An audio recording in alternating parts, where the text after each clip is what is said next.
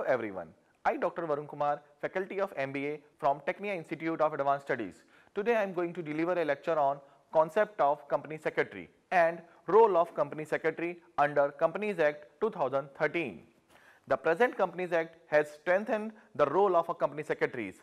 Some of the key areas that have directly impact the role of company secretaries in employment or in practice due to this act are as follows. Firstly, we will discuss introduction of secretarial audit. Secretarial audit is the process to check whether the company is adhering to the legal and procedural requirement and a process to monitor the company's compliance with the requirement of the stated laws. The objective behind the introduction of secretarial audit is to improve corporate governance and compliance. According to Section 204 of the Companies Act 2013, it is the duty of the company secretary in practice to perform secretarial audit of every listed company and any such other class of prescribed companies. The central government has prescribed the such other class of prescribed companies as every public company with a paid up share capital of rupees 50 crore or more. Next, every public company with a turnover of 250 crore or more. Now we will discuss secretarial standards. The objective behind the formulation of secretarial standard is to integrate, harmonize and standardization of diverse secretarial practices. The Company Act 2013 under Section 118 has made the compliance of secretarial standard compulsory on meeting of the Board of Directors and on general meeting. The third one is annual return. Annual return is a comprehensive document contain information regarding share capital, directors, shareholders, changes in directorship, etc. about the company. Under the old Company Act of 1956, the annual return of the listed companies are required to be signed by the company secretary. In practice, the new Company Act 2013 under Section 92 has widened this requirement by providing that annual return of the companies having such paid up capital and turnover to be signed and certified by the company secretaries in practice. Number 4.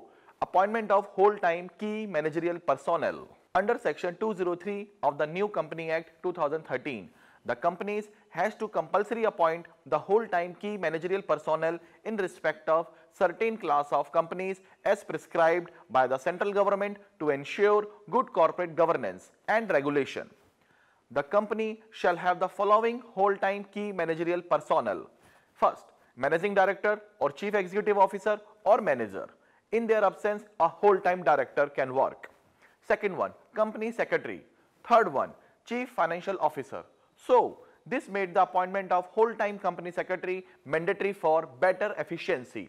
Now we will discuss the functions of company secretary. According to Company 205 of the Companies Act 2013, the company secretary shall discharge following functions and duties. This is the first time that the duties of the company secretary have been specified in the company law.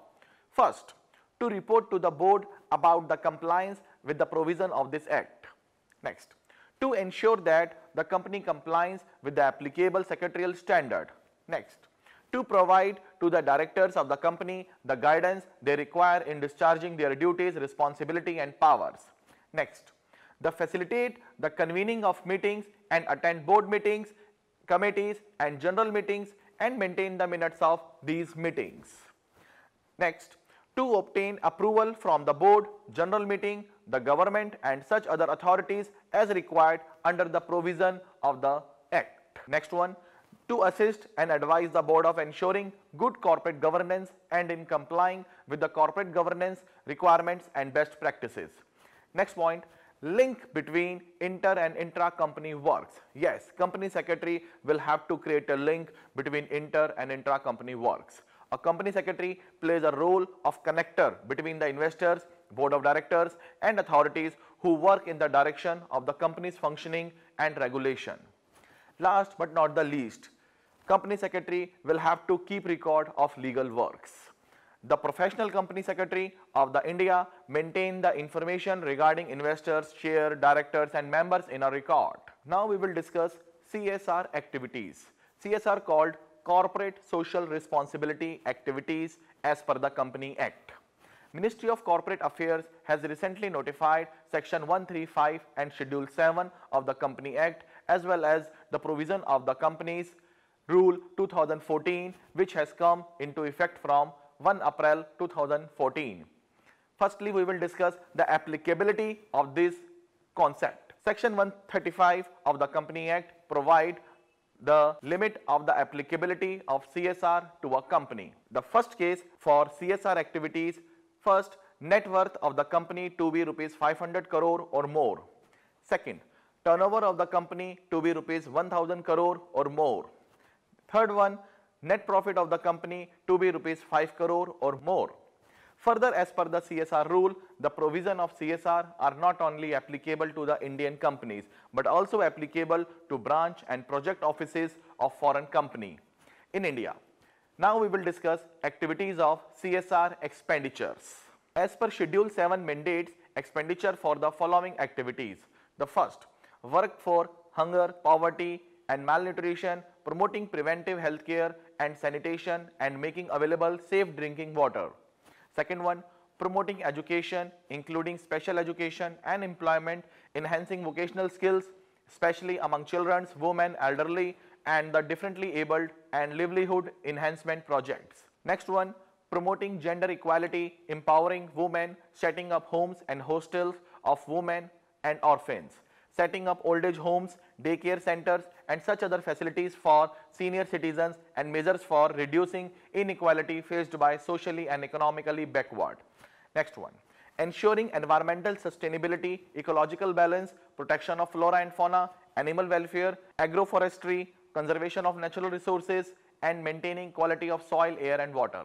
Next one, protection of national heritage, art and culture, including restoration of buildings and sites of historical importance and work of art, setting up public library, promotion and development of traditional art and handicraft.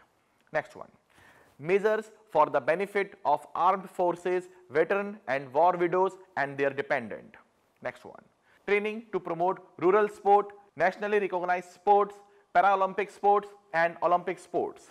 Next one, contribution to the Prime Minister's National Relief Fund or any other fund set up by central government for socio-economic development and relief, and also welfare of the scheduled caste and scheduled tribe, other backward classes, minorities and women. Next one, contribution or fund provided to technology incubator located within academic institutions which are approved by the central government. Next, rural development projects and slum area developments. So, I hope you understand the topic of company secretaries and CSR activities. Thank you very much.